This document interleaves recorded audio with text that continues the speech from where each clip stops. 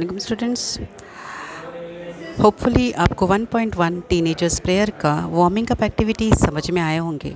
ना आज हम शुरू करेंगे हमारे टीनेजर्स प्रेयर इस नज़म का, इस पोएम का एक्सप्लेनेशन। इसके मानी क्या है वो हम जानेंगे। So let us start the teenagers prayer poem written by J Morse. So let us start with the explanation. उसके पहले हम जानेंगे इस नज़म के शायर के बारे में। जे मॉर्स, जिनका पूरा नाम है Horace J Moore's. Horace J Moore's, he was an American poet born on 13th December 1838 and he died on 18th March 1931 at the age of 92। तो अभी इनकी पोएम जो है हम वो पढ़ेंगे। उसके पहले मालूम करेंगे कि इस पोएम में आखिर दिया क्या है। See here, the poem A Teenager's Prayer focuses on the teenager's desire to be able to make the right decisions that lead to the success in life। Teenager यानी क्या, 13 से 19 के बीच में जो बच्चे, जैसे आप हैं, तो आपके उम्र के बच्चे जो छोटे भी नहीं हैं और आप बड़े लाइक एडल्ट भी नहीं हुए, उम्र लाइक बढ़ने वाले बच्चों में से एक, तो ऐसा ही एक उम्र का बच्चा यहाँ पर दुआ कर रहा है अल्लाह से। तो ये दुआ क्या है, यानी ये नज़म क्या बताती है? इट फोकसेस कि कैसे एक ये नौ उम्र बच्चा, टीनेजर है, नौ उम्र बच्चा, वो कैसे डिज़ायर करता है, कैसे तमन्ना करता है कि उसको ही should be able to make the right decisions, वो सही फ़ैसले ले सके जो आगे जाके lead to success in life, जो उसके लाइफ में क्या करेंगे, कामयाबी की तरफ उसको लेके जाएंगे।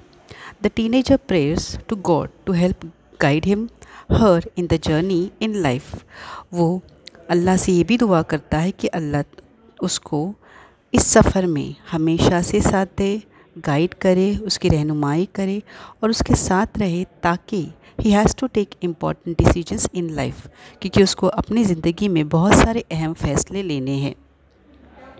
तो ये पोएम हम पढ़ेंगे अभी। A teenager's prayer. Each day brings new beginnings, decisions I must take. I am the only one to choose the road that I will take. I can choose to take the road of life that leads to great success, or travel down the darkened road that leads to great distress. Please open up my eyes, dear Lord, that I might clearly see. Help me stand for what is right, bring out the best in me. Help, Lord, to just say no when temptation comes my way, that I might keep my body clean and fit for life each day. When my teenage years are over, I know that I will see that life is lived its very best with you walking next to me। by J Moore's. अब ये नज़म हमने सिर्फ ऐसे ही पढ़ी है reading के हिसाब से, इसके मानी जानेंगे अभी।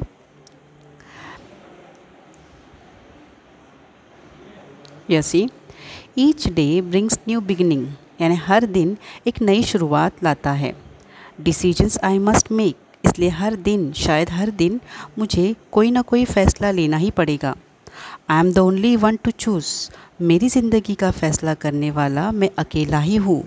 The road that I will take, इसलिए कौन सा रास्ता चुनना है ये मुझे अकेले को तय करना है। I can choose to take the road of life that leads to great success. अभी इस वक्त जब मैं अकेला मेरा फ़ैसला लेने वाला हूँ या रास्ता चुनने वाला हूँ, यहाँ पर दो चीज़ें हो सकती है।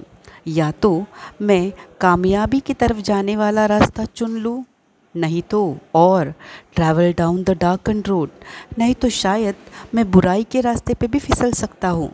That leads to great distress, जहाँ पे जाके मुझे सिर्फ डिस्ट्रेस यानी क्या, सिर्फ और सिर्फ तकलीफ़ें मिलने वाली है। Please open up my eyes dear Lord, या अल्लाह मेरी आँखें खोल दो, that I might clearly see, ताकि मैं फ़ैसला लेते वक्त सही तरीके से आँख खोल कर उसे ले सकूँ। Help me stand for what is right, सही जो है उसके लिए मैं खड़ा रह सकूँ।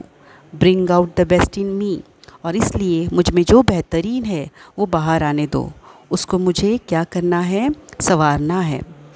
Help Lord to just say no, या अल्लाह मुझे इसलिए भी मदद करना कि मैं ना कह सकूँ। किसको ना कह सकूँ? When temptation comes my way, जब मेरे रास्ते में कई सारी रुकावटें आएगी, स्पेशली फितने आएंगे, जब मेरे रास्ते में लालच आएगी जो मुझे मेरे तरक्की के रास्ते से भटकाएगी।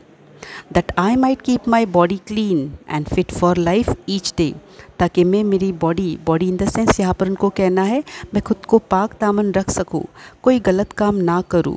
And fit for life each day, और ज़िंदगी के लिए क्या कर सकूँ, फिट रह सकूँ, ताकि मैं आगे सही से तरक्की कर पाऊँ। When my teenage years are over, जब मैं बड़ा हो जाऊँगा, एक एडल्ट हो जाऊँगा और मेरी ये टीनेज यानी ये नौ उम्र ख़त्म हो जाएगी, I know that I will see, मुझे क्या क्या दिखेगा, that life is lived it's best. तब मैं पीछे मुड़कर जब देखूँगा कि मैंने मेरा बचपना, मेरे नौ उम्र कैसे ख़त्म की, तब मुझे साफ साफ दिखाई देगा कि मैंने मेरी ज़िंदगी बेहतरीन तरीके से जी ली। क्यों? क्योंकि with you walking next to me, क्योंकि हमेशा से ही तुमने क्या दिया है, मेरा साथ दिया है। इसलिए या अल्लाह क्या करो, मुझे सही राह पे चलने की तौफीक अता करो। This is the poem written by J Morse. Okay, I hope आपको ये पोएम समझ में आई होगी। You will listen to the poem clearfully, अच्छे से रीड करेंगे, सुनेंगे, एंड देन जहाँ पर पॉसिबल है मैंने छोटे मोटे उर्दू अल्फाज भी दिए हैं ताकि आपको उसको उर्दू मानी समझ में आ सके। Have a good day. अल्लाह हाफ़िज़।